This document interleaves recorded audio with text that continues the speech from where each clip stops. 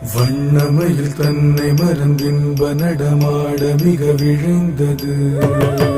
கண் அசைவில் கதிரவனும் கனிவுடனே கடல் அலையில் மறைந்தது. தன்னை விட மண்ணில் நடமாட எவருண்டு என நினைந்தது. கண் கவரும் வண்ணமய தன் அழகு பொன்னிறகை சிலிர்த்தது. வண்ணமயில் தன்னை மறந்தின்ப நடமாட மிக விழைந்தது.